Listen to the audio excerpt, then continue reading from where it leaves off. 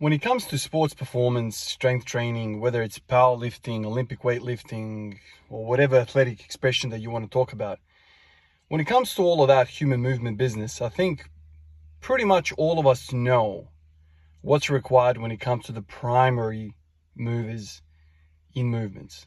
We all know how to get our quads up, glutes up, hamstrings up, all that stuff. It's been done to death. Any program that you pick out of the freaking sky is going to have you doing some sort of meaningful volume in the movements that we've all agreed upon that it's the best way to go about it.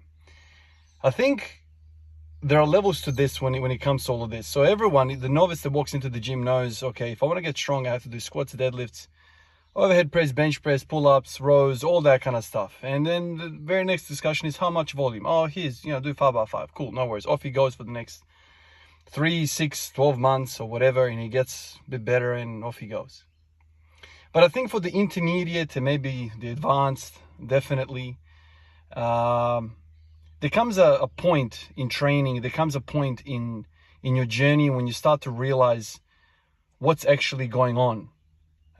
Okay, cool. Quads, hamstrings, glutes, all that. Fantastic. Triceps, chest, all that stuff. But there comes a point where you start to think about the accessory, the synergists, the stabilizers. The most unsexy of thoughts when it comes to training. Let's work the stabilizers. How boring is that? Well, before you dismiss it completely, just understand, before there is a Shaquille O'Neal in the paint dominating, there are 3 or 4 shooters on the perimeter spacing the floor. What happens if Shaquille O'Neal plays with guards that can't shoot the ball? Shaq gets triple teamed, quadruple teamed. Shaq can't score. Shaq is very dominant, but he can't move 4 people out of the way. What happens to Nikola Jokic if he doesn't have space to work? If his boys on the perimeter can't hit a shot? Wide open shot, can't hit it. What happens to Nikola Jokic? What happens to LeBron James all of his career if he can't make the open shot? That is his teammates. He gets crowded. Giannis, they build a wall for Giannis when he runs in. A wall. He is so dominant that they build a wall of 3 or 4 people blocking his path to the ring. So then Giannis kicks out to his boys outside who are completely free and they miss the shot. Giannis doesn't exist anymore in the form that we know he can be. Your glutes, your quads are the Giannis's, the Jokic's, the Shaq's, the LeBrons of the world. They are what moves the needle. But without the perimeter guys, they are nothing. Same way when we're squatting, when we're deadlifting, we need the stabilizer muscles. In the last 2 or 3 months, I've had a freaking fantastic time training. I've gone from a 180 for a set of 5 to 180 for a set of 13 in 2-3 months. I think that is incredible progress.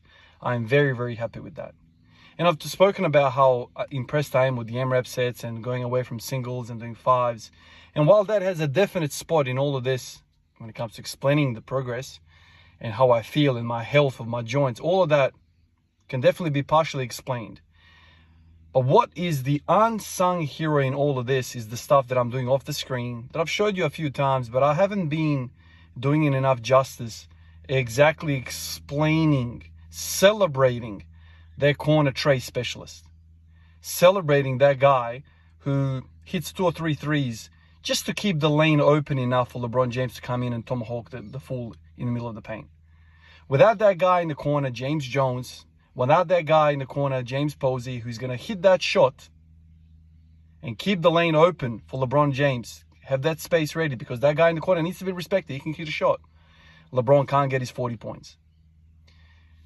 Like those guys and like the basketball scenarios and stories that I've said there, I think, unfortunately, not celebrated enough what I've been doing off the screen. Things like what you saw at the start of this video.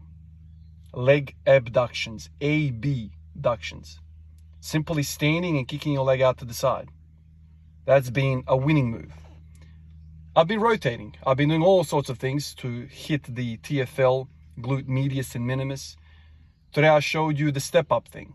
I don't even know what it's called, but you step up onto a plate or a step or whatever, and you let your hip collapse. And then you restore balance. and then collapse and restore. After a few reps, I start to feel at least burning sensation through the lateral hip. And that burning sensation to the lateral hip and then takes me over to the squat, and I feel fantastic in the squat. No pain. No pain. For years of this squat everyday journey, I've been really, clowned. Oh, Ivan, you're not making any progress. But the whole story has been, I know what to do and how to do it. I just simply cannot survive the volume. As soon as I do any meaningful volume, which is going to be required for me to move forward, pain in the hip. Pain in the hip. I am the LeBron James without shooters on the perimeter. Well, this year, I've had multiple points where my teammates have hit shots, but this year I've got 4 shooters on the perimeter at all times, and they're nailing those shots. And I'm driving through the paint and dunking like LeBron. I'm able to put the volume in and not suffer the consequences thereafter like I have been in the past. I can put the volume in, 180s for 13, for 10s and all that. That back in the day used to kill me. But now I can do that and wake up the following day feeling mint. No pain at all. That is special. That is special, and that doesn't get celebrated enough with the things that I've done to be able to do that. My perimeter shooters are the leg abductions, the lying down freaking YouTube cheek, how to build a side butt, glute exercise, all that crap, clamshells, all that unsexy shit. There comes a point where in your lifting career, you're going to have to start celebrating or focusing on the unsexy shit, on the shit that you frankly don't want to put up on the video. I'm sitting down on the ground, lifting my leg up and down like a freaking ballerina. I can't bear to watch that, so I don't put it in the videos. So I don't celebrate my James Jones, my Kyle Korvers, my James Posies, my, KCPs, my Michael Porter Juniors. I don't celebrate those guys. And that is sad. Because without those guys, the show doesn't exist. It simply doesn't exist. A lot of you guys have recently been asking me, Ivan, what are you doing on the side? And I've got a whole bunch of exercises, but it's all revolving around the glute medius, minimus, and the TFL. All the side glute. I call it the side glute business.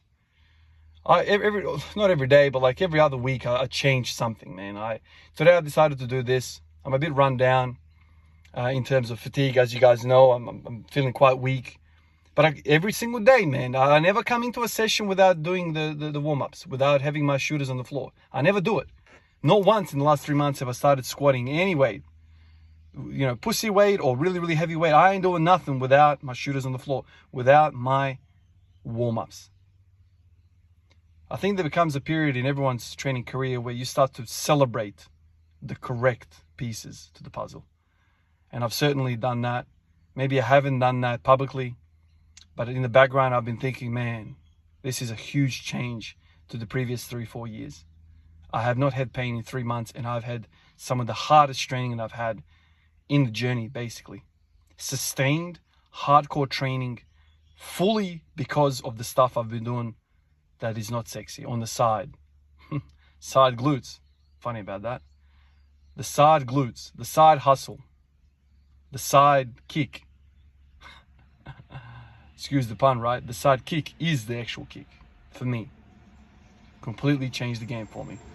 Like always, guys, I appreciate you, and I will catch you guys in the next one. Peace out.